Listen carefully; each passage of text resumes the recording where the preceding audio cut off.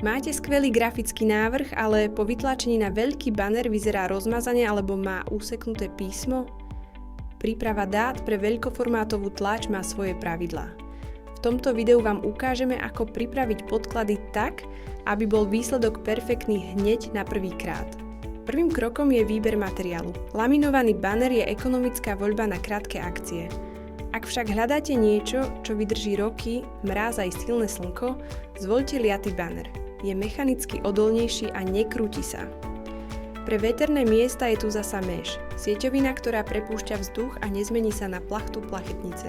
Zabudnite na 300 dpi, ktoré poznáte z letákov. Pri baneroch stačí 100 až 150 dpi v mierke 1:1. Ušetríte tým objem dát a urýchlite spracovanie. Pozor na očka. Texty a logá umiestňujte aspoň 5 cm od okraja. Ak ich dáte príliš blízko, kovové oko môže prebiť dôležitú informáciu. Spadávku, teda presah grafiky, nastavte na 5 mm. Pracujte vždy v režime cmik. Písmo prevete do kriviek, aby sa font nezmenil. Hotový súbor uložte ideálne ako PDF v štandarde X1A. Banner nie je len potlačená plachta. Aby vydržal napnutý, okraje musia byť zvárané a spevnené. Štandardne umiestňujeme kovové očká každých 50 cm.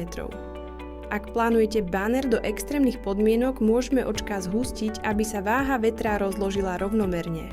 Správna príprava šetrí váš čas aj peniaze za opravy. Ak si nie ste istí, náš systém v Plotbase vaše dáta automaticky skontroluje. Potrebujete banner už zajtra? Objednajte online a o zvyšok sa postaráme. Všetky technické detaily a link na e-shop nájdete pod videom.